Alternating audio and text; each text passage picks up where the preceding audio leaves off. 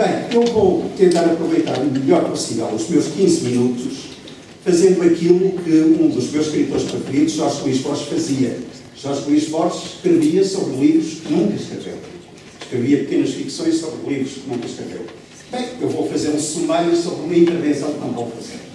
E, portanto, vou apresentar tópicos daquilo que poderia dizer numa intervenção a sério. E vou apresentar esses tópicos de acordo com uma organização muito simples. Vou tentar, modestamente, mas atrevidamente também, responder a 3 questões cruciais. Primeiro, estamos a ganhar a guerra contra o terrorismo? Segunda, nessa guerra houve danos colaterais? Terceira, que lições podemos extrair? Bem, em primeiro lugar, em relação à guerra contra o terrorismo, eu recordaria o óbvio. É que esta guerra que estamos a travar é uma guerra em 2 tabuleiros. O tabuleiro dos territórios dominados pelo Daesh, quer na Síria, quer no Irã, e o território da nossa União Europeia e, em geral, todo o mundo. Porque o Daesh não escolhe muito o território em que mete atentados. Eu diria que ainda não ganhámos essa guerra. E a vitória nessa guerra não será uma vitória tão espalhafatosa como a explosão de uma estrela. Não será súbita, mas estamos a ganhá-la. Iremos ganhando essa guerra aos poucos. Não tenho dúvidas que estamos a ganhar essa guerra. Na realidade, o Daesh está hoje encurralado nos territórios que dominava e em que simulava um armamento de Estado. E na própria Europa, embora de vez em quando faça a prova de vida inevitável, também não está propriamente a ganhar. Portanto, é um jogo que iremos ganhar. E era inevitável que ganhássemos essa guerra? Eu diria que sim. Muitas vezes fala-se na guerra contra o terrorismo, através da linguagem da teoria dos jogos, como ser um jogo assimétrico. Mas fala-se disso para falar da nossa debilidade na guerra contra o terrorismo. Não é. É um equívoco. Nós ganhamos inevitavelmente a guerra contra o terrorismo justamente por se tratar de um jogo assimétrico. Se não fosse um jogo assimétrico, se nós tivéssemos exatamente as mesmas armas que as organizações terroristas, o desfecho era incerto. Se nós, tal como as organizações terroristas, não obedecêssemos a regras morais ou jurídicas, era incerto quem ganharia.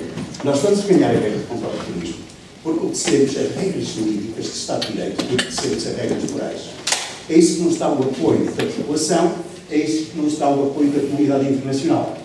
Por isso, por exemplo, o Daesh nunca foi reconhecido pela comunidade internacional, por isso as organizações terroristas, para além dos fanáticos, loucos e viciados em anfetaminas que os apoiam, não têm um apoio generalizado da população.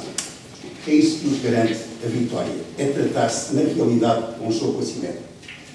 E nesse jogo assimétrico, o grande trunfo que nós temos, o trunfo moral, é que, enquanto a ideologia que é partilhada pelas organizações terroristas é o consequencialismo, na sua versão mais radical e odiosa, de sacrifício de todos os meios objetivos considerados supremos, nós adotamos um relativismo ético saudável, que é o proporcionalismo, que é aquilo que informa o Estado de Direito.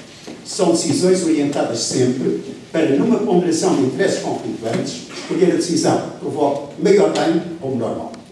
É isso que realmente orienta as decisões em Estado de Direito. Claro que, como a guerra ainda não está ganha, temos de ter muito cuidado com esta fase final. Para utilizar uma linguagem própria da proteção civil, é a fase do rescaldo, na realidade. É a fase em que regressam terroristas, mais ou menos iludidos, mais ou menos ativos, mais ou menos interessados em continuar com a sua atividade e podem desencadear atentados desesperados na Europa. E por isso é necessário que haja muito cuidado na identificação desses terroristas, particularmente os que tenham a nacionalidade portuguesa, na infiltração e no trabalho encoberto junto a esses terroristas e na instauração de processos de crimes contra eles, para que, logo que ponham o pé em território português, seja possível aplicar-lhes as necessárias medidas de coação privativas da liberdade. Segunda pergunta. Houve danos colaterais? Bem, houve na realidade certos danos colaterais. Por exemplo, houve realmente uma certa tolerância em relação a práticas que normalmente são consideradas inadmissíveis. Refiro-me, por exemplo, a práticas de tortura em Guantánamo. É evidente que o Congresso norte-americano reconheceu, realmente era o mesmo que dizer que o rei vai nu, que houve práticas sistemáticas de tortura em Guantánamo. O Congresso disse piedosamente o seguinte: disse que essas práticas atentam contra os direitos humanos e disse que não são eficazes. Não são eficazes, tenho dúvidas. Talvez sejam eficazes. Eu não tenho a certeza de que teríamos descoberto o paradeiro de Bin Laden e ele teria sido eliminado se não houvesse tortura. Não sei. Mas mesmo que sejam eficazes, são ilegítimos. Esse é um limite indrogável do Estado de Direito e da democracia. Não devemos ceder, porque isso é que torna, precisamente, o jogo contra o terrorismo um jogo simétrico, em que deixa de se ter a certeza sobre quem vai vencer no fim de contas. De qualquer forma, é evidente que em relação a esta questão devemos ter algum realismo. Por exemplo, em relação a Bin Laden, todos sabemos que Bin Laden foi assassinado a sangue frio. Eu devo dizer, já o disse várias vezes, se eu fosse, por estranho absurdo, Presidente dos Estados Unidos, em vez de o ser o Presidente Obama, eu teria autorizado que lhe fizessem o mesmo. Porquê? Porque estamos nos limites das ações de segurança e do próprio direito penal. É difícil explicar porque é que tem de ser autorizado um homicídio a frio nessa situação. Mas, na realidade, trata-se da defesa preventiva, de um estado de necessidade do Estado de Direito levado às últimas consequências. Isso vale, em certo sentido, para os drones, que hoje são utilizados em casos extremos, em certos homicídios seletivos que correspondem a formas extremas de defesa preventiva. Por outro lado, do que ficou de toda esta guerra contra o terrorismo de inspiração fundamentalista, primeiro contra a Al-Qaeda, depois contra o Daesh, foi também a admissibilidade da guerra preventiva. É evidente que a ideia de guerra preventiva foi muito mal utilizada no caso do Iraque. Porque no caso do Iraque houve uma encenação de armas de destruição massiva e uma guerra inútil, contraproducente e legítima. Mas é verdade que não podemos excluir como recurso a guerra preventiva. A guerra preventiva é algo que já se falava desde os tempos do terceiro Reich de Hitler e hoje podemos voltar a falar em guerra preventiva e, na minha perspectiva, é perfeitamente compatível com a própria Carta da Organização das Nações Unidas. E, finalmente, o direito penal do inimigo é algo que nos fica com o legado da guerra contra o terrorismo. Bem, situemos, e eu tenho repetido muito isto, a ideia de direito penal do inimigo, de Feinstrafrecht, é uma ideia que vem desde 1985, trazida por Günther Jacobs, por um analista de orientação funcionalista, e foi utilizada primeiramente para falar da guerra contra o crime organizado, contra organizações dedicadas ao tráfico de drogas, mas também contra o terrorismo. É evidente que a expressão é um pouco infeliz. Não podemos falar de direito penal do inimigo. Aqueles que são punidos ou estão incluídos no Estado e por isso são punidos ou são excluídos. De qualquer maneira, é verdade que no fim de tudo isto nos fica um direito penal dito de primeira velocidade, com penas mais severas, com medidas mais intrusivas ao nível de prova, designadamente ações encobertas, com conceitos de atos executivos e de autoria muito mais amplos, com punição da apologia do terrorismo, dos atos preparatórios, da pertença à organização e do crime. Isso vai ficar para lidar com organizações terroristas e organizações criminosas. Última pergunta. Lições a extrair. Em forma, repito, de top-line. Uma das lições é a necessidade de pensar a ligação entre segurança e defesa. É evidente que nós somos herdeiros de uma tradição de distinção rígida que se finia sobretudo na primeira revisão constitucional, de 1982. Distinguiu o conceito da população, criou uma clivagem mais nítida entre os dois conceitos, como funções de soberania interdependentes e dissociadas, apesar de. Não digo que seja necessária uma revisão constitucional, não pode ficar. Mas acho que realmente tem de se considerar que certas ameaças ao nível de criminalidade organizada e terrorismo, pela sua dimensão, pela sua gravidade, põem em causa a segurança no conjunto, quer a segurança interna, quer a segurança externa. E aí tem de haver uma articulação entre forças armadas e forças de segurança. Ao nível operacional, articulada pelo chefe de Estado-Maior-General das Forças Armadas e pelo Secretário-Geral de Segurança Interna, quando necessário, ao nível político, pelo Governo, e com intervenção do Presidente da República na qualidade de chefe formal das Forças Armadas. Isto corresponde, no fundo, a uma espécie de Estado não constitucional, de exceção, que não é inconstitucional na medida em que não admite uma privação ou restrição de direitos. Bom, segunda lição, pensar as competências dos serviços de informações. O Sr. Ministro falou, e é muito conveniente hoje falar, das novas autoestradas, da tecnologia e tudo o que fazemos. Pois bem, os serviços de informações continuam a trabalhar numa base que é extremamente recuada. Quando se pensa na grande discussão que houve no acesso a metadados, chegamos à conclusão que ainda existe um grande preconceito contra os serviços de informações.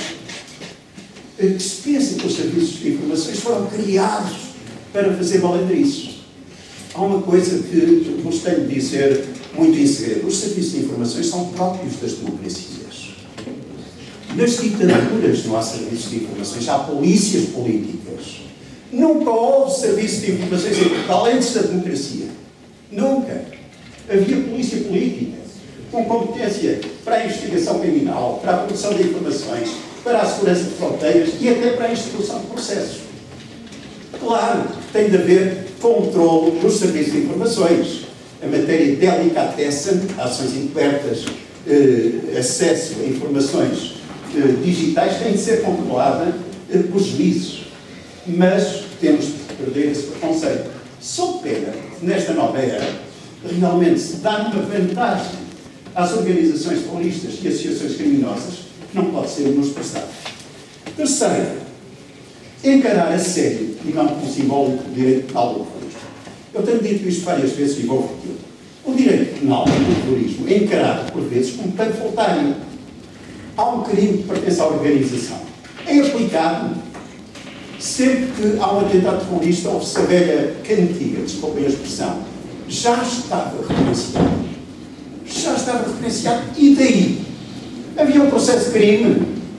Tinham sido aplicadas medidas de coação. Por que não? O crime que pertence à organização terrorista é punido na lei que foi aprovada na sequência de uma decisão quadro da União Europeia de 2002, com pena de prisão até 15 anos. Admite a prisão preventiva. Por que é que não são instaurados processos?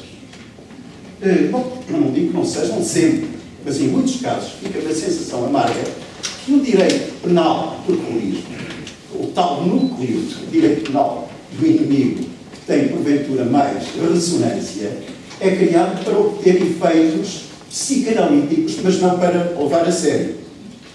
Bem, quarta lição, valorizar as ações internas. Em relação aos elementos que estiveram agregados ao Daesh, é evidente que é preciso incentivar o mecanismo do arrependimento. Ele está previsto na nossa lei, mas gosta-se tanto de falar em delação premiada, e está previsto no terrorismo. Quem pertence a uma organização terrorista pode não ser punido. Portanto, o Ministério Público e os órgãos de polícia criminal têm ao seu serviço um belo mecanismo para propor aos membros de organizações terroristas que se decidam a colaborar com as autoridades. Quinta medida, reforçar a cooperação europeia e internacional. Eu recordo que quando, numa das minhas encarnações, fui diretor do Serviço de Informações de Segurança, de propor aos meus congêneres europeus, várias vezes, que se criasse uma agência europeia de informações. É muito complicado, porque põe em causa a soberania a um nível que é muito sensível. Mas é evidente que tem de se caminhar um pouco nesse sentido. Eu sei que hoje já há em série um embrião de serviço de informação europeu e é necessário caminhar nesse sentido. Porque há ameaças transnacionais que têm de ser prevenidas com eficácia através da inteligência. Por outro lado, falando um pouco disto, repito aquilo que me parece uma proposta muito importante, que é a criação de um tribunal internacional para julgar crimes de terrorismo. Porquê? Primeiro, porque o TPI não tem competência para julgar crimes de terrorismo. O terrorismo, quando o TPI foi criado, era um fenómeno muito menos consensual em termos de definição e não foi incluído na lista de crimes para os quais o TPI é competente. Segundo, porque há vários Estados relevantes que não aderiram ao TPI, a começar logo pelos Estados Unidos da América. Portanto, a criação E um tribunal para julgar estes crimes internacional era um excelente sinal para a comunidade, evitava conflitos de jurisdição e permitia, potencializava uma melhor cooperação das autoridades judiciárias. Sétimo, tornar a internet um espaço de segurança e não apenas de liberdade. Nós somos hipnotizados pela internet como um espaço de liberdade. A internet ela é, sem dúvida, um espaço de liberdade e um espaço de liberdade extraordinariamente apetecível que muda os nossos padrões culturais e até a nossa mentalidade. Mas tem de ser também um espaço de segurança. Por exemplo, eu sei, na altura, isso acontecia, e estou certo que agora continua a acontecer, os ministros de Estado e Instituição Interna da União Europeia queixam-se muito de a internet poder servir para ensinar a fabricar engenhos explosivos, para desenvolver atividades de proselitismo ou de recrutamento ou de apologia do terrorismo. Não pode ser. E quem fala em terrorismo fala, por exemplo, em crimes sexuais contra crianças ou outros quaisquer. Oitava e última, antecipar a próxima vaga terrorista. É evidente que nós estamos viciados há muito tempo, em matéria de terrorismo, a falar na ameaça nuclear, química, bacteriológica e por aí fora. Mas a grande ameaça terrorista até agora tem sido a clássica: bombinhas, explosivos. O maior atentado da era moderna, no 11 de setembro, foi cometido através de X-atos, terríveis X-atos. Mas isto não é para ficar assim toda a vida. E devemos preparar-nos para a próxima vaga de terrorismo. Porque a próxima vaga de terrorismo pode ser pior em relação aos meios utilizados. Esta caracterizou-se por uma grande fungibilidade de alvos.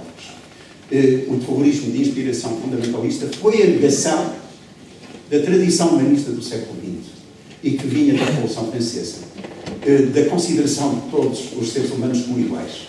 Para o terrorismo são iguais numa perspectiva negativa, como alvos. A próxima vaga de terrorista pode ser extraordinariamente perigosa pelos meios que irão utilizar. E, portanto, temos de nos preparar para isso, porque para amanhã já começou. Obrigado.